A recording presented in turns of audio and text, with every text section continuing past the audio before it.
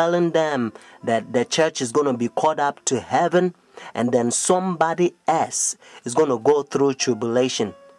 But Paul says, yea, whosoever shall live in godly shall suffer persecution. When Shadrach, Meshach, and Abednego, notice in Daniel chapter 3, when they throw them in the fire furnace, you know what happened? God saved them. And according to Daniel chapter 6, King Darius, when they throw Daniel in the lion's den, God saved Daniel. God helped us to understand that He has the power to stop pain and He's in control. And according to Daniel chapter 12 verse 1, Bible says God's people shall be delivered. Notice, in the time of trouble such as never was. So you don't have to fear mankind. Do not accept that satanic doctrine or gospel, so to speak. It's coming from the Jesuit, the Vatican. You eating Catholic doctrine. That's what you are eating. That's why, and again, Revelation chapter 17, the Bible called this power the whore, the mother of harlot.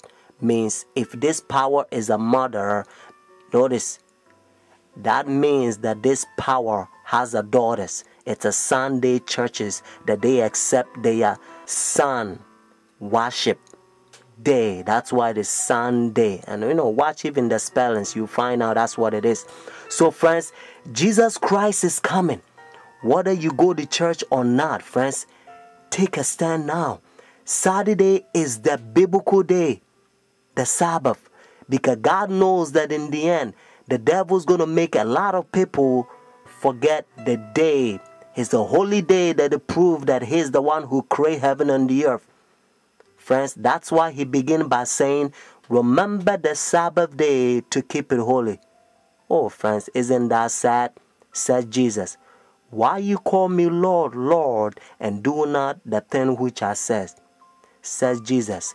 These people confess me with their mouth, but their heart is far from me. Luke chapter 23, verses 50 to 56, and also Luke chapter 24, verses 1 to 3. In order for you to understand, you have to know that the Bible says all things was made by Him.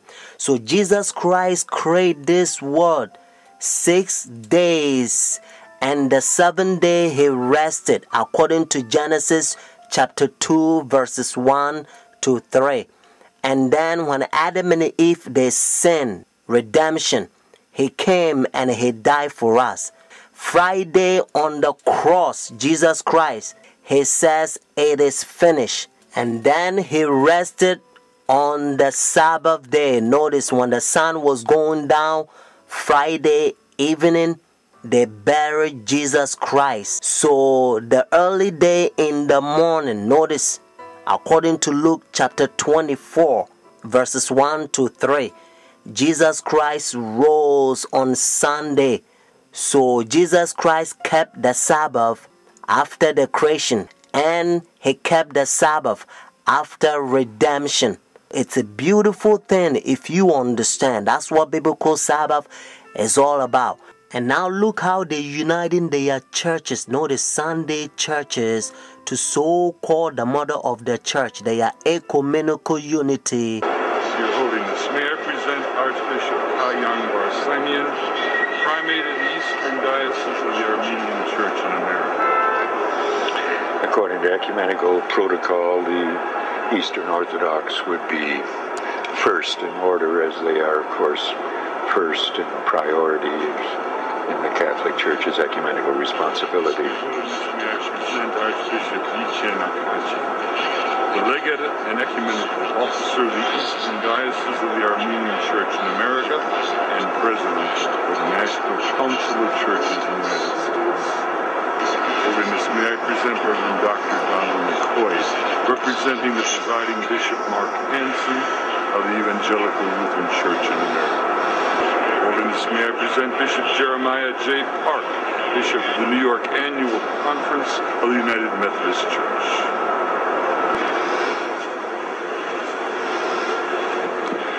Your Holiness, may I present Reverend Wesley Granberg Michelson, the General Secretary of the Reformed Church in America. Your Holiness, may I present Reverend Dr. Clifton Kirkpatrick, the stated clerk of the General Assembly of the Presbyterian Church in the United States. Your Holiness, may I present Reverend Dr. William J. Shaw, President of the National Baptist Convention, United States. Your Holiness, may I present Bishop James Leggett, General Superintendent of the International Pentecost Holiness Church. Your Holiness, may I present Dr. Leith Anderson, President of the National Association of Evangelicals. Your Holiness, may I present Bishop David H. Benke, President of the Atlantic District of the Lutheran Church, Missouri Synod. Your Holiness, may I present Reverend Dr. A.R. Bernard Sr., President of the Council of Churches of the City of New York. Your Holiness, may I present Elder Bernice King, daughter of the civil rights leaders Martin Luther King Jr. and Coretta Scott King. Your Holiness, may I present Reverend Jimmy Song Jilim, Executive Director of the Council of Churches of the City of New York. Your Holiness, may I present the Right Reverend Mark Sisk, Bishop of the Episcopal Diocese of New York. Friends, do you understand the language? Your Holiness. And this is how they call this power. He think he is God.